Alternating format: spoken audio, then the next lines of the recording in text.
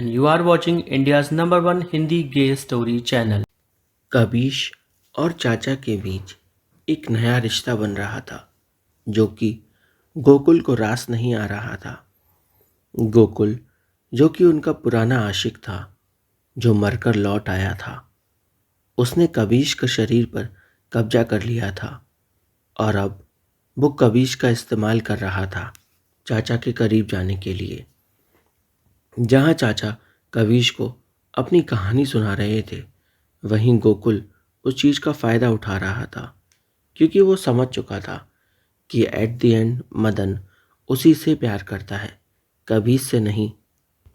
चाचा ने कबीश से कुछ बातें करनी चाही, तो कबीश उनका जवाब नहीं दे पाया, क्योंकि उसके शरीर पर गोकुल ने कब्जा जो कर रखा था। गोकुल जो चाहे जैसे चाहे वैसे कबीश से करवा रहा था और वो मदन के और भी करीब जा रहा था। कबीश और मदन के बीच अब रिश्ते बन रहे थे, कुछ ऐसे रिश्ते जो कि अंधेरे में कायम हो रहे थे, और कबीश को तो उन रिश्तों के बारे में थोड़ी सी भी भनक नहीं थी, क्योंकि वो तो अपने शरीर के अंदर ही कहीं सो रहा था और जिसने उसके शरीर पर कब्जा कर रखा था वो जाग रहा था। गोकुल चाचा के बहुत करीब जा रहा था। उन दोनों के बीच कई महीनों तक रिश्ते कायम होते रहे, लगातार, बार बार। कबीश हर रोज चाचा के पास आने लगा, और अब कबीश का चेहरा डरावना भूतिया नहीं होता था, नॉर्मल वैसा ही रहता था। गोकुल कबीश का अच्छे से फ़ायदा उठा रहा था। कबीश एक रोज चाचा से बोला, चाचा, आप गोकुल वाली बात पुलिस को क्यों नहीं बता देते? आप बता दो ना, गोकुल के पापा को कम से कम कुछ तो शांति मिलेगी। वो बेचारे गांव में ऐसे ही भटकते रहते हैं, लोग उन्हें पागल कहते हैं। ये सुनकर चाचा थोड़े हड़बड़ा गए। वो कबीर से बोले, नहीं नहीं, मैं नहीं बता सकता। अगर मैंने बताया तो पुलिस मेरे पिताजी को लेकर चली जाएगी। ये सुनते ही कबीर के अंदर का गोकुल जाग गया और वो चाचा की ओर घुर्राते हुए बोला, अभी भी तुझे तेरे बाप की पड़ी है, मेरी नहीं पड़ी। चाचा एकदम से डर गए। वो समझ गए कि ये कबीश नहीं, गोकुल है। उन्होंने कबीश को पकड़ा और जोर से हिलाया और बोले, गोकुल, इस लड़के को अभी के अभी छोड़ दो, हमेशा के लिए, तुरंत छोड़ दो। गोकुल हंसते हुए बोला, मैं तो छोड़ दूंगा, पर क्या तू छोड़ पाएगा? तू तो कब से इस लड़के के पीछे ही पड़ा हुआ है। मेरे लिए इसे छोड़ना बेहद आसान है, पर अपना बता। ये सुनकर चाचा थोड़े दर्द में थे। उन्होंने गोकुल को समझाने की कोशिश की। वो उससे बोले, तुम मेरा बीता हुआ कल हो, ये मेरा आज है, क्यों तुम इसे बर्बाद कर रहे हो? गोकुल ने भयानक हंसी हंसी और बोला, मैं बर्बाद कर रहा हूँ? ये तो शुरुआत है। तू अगर अपना गुनाह कबूल कर ले, अब मेरे बाप को सब कुछ सच सच बता दे, तो मैं तुझे भी जाने दूंगा और इस लड़के को भी। चाचा सोच में था कि आखिर क्या करे। वो कैसे अपने उस पिता के अगेंस्ट चला जाए जिसके अगेंस्ट वो आज तक नहीं जा पाया, एक शब्द नहीं बोल पाया वो अपने पिता के अगेंस्ट। दोस्तों, इंटरप्ट करने के लिए सॉरी। कहानी अच्छी लग रही हो तो वीडियो को लाइक करिए, कमेंट करिए, चैनल को सब्सक्राइब करिए। साथ ही इस वीडियो को अपने किसी एक दोस्त के साथ शेयर ज़रूर करें, भले ही फेक अकाउंट से ही सही, पर शेयर करें। चाचा और गोकुल जो कि कबीश के शरीर में था, उनके बीच बातें चल रही थीं। बातों बातों में चाचा ने गोकुल से कहा, गोकुल, हम तुम्हारी मुक्ति के लिए कुछ तो करेंगे, तुम टेंशन ना लो। ये सुनते ही गोकुल भड़क गया। वो कबीश के शरीर से बाहर निकला ही और कबीश जमीन पर गिर पड़ा। चाचा कबीश की ओर लपके और गोकुल ने चाचा की गर्दन को थाम लिया, उनको हवा में लटका दिया। चाचा फड़फड़ा रहे थे, उनके हाथ पैर झटके मार रहे थे, पर गोकुल उन्हें छोड़ नहीं रहा था।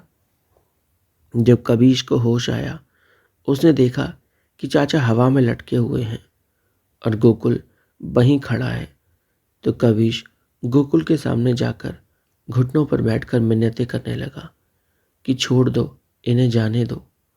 पर गोकुल पर बिल्कुल भी कोई असर नहीं हो रहा था, क्योंकि वो तो एक आत्मा थी जिसके अंदर ना भावनाएं थी ना कुछ। क्योंकि लोग अक्सर कहते हैं आत्माओं के अंदर कोई भावनाएं नहीं होती। कविश ने बहुत कोशिश की गोकुल को समझाने की, पर गोकुल उतना ही ज़्यादा भड़कता गया जितना कविश कोशिश कर रहा था।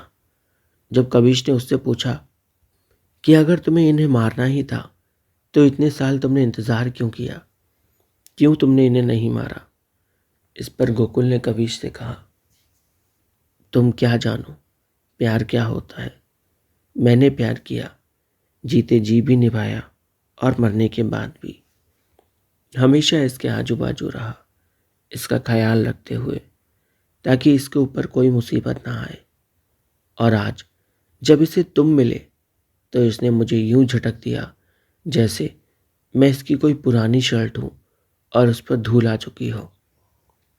कविश गोकुल को समझाने लगा और बोला, ये अक्सर तुम्हारी बातें करते हैं, हमेशा तुम्हारे बारे में बात करते हैं। हमारे बीच ऐसा कुछ खास नहीं है। ये सुनकर गोकुल जोर जोर से हंसने लगा और बोला, तुम्हारे बीच ऐसा कुछ खास नहीं है? किसने कहा?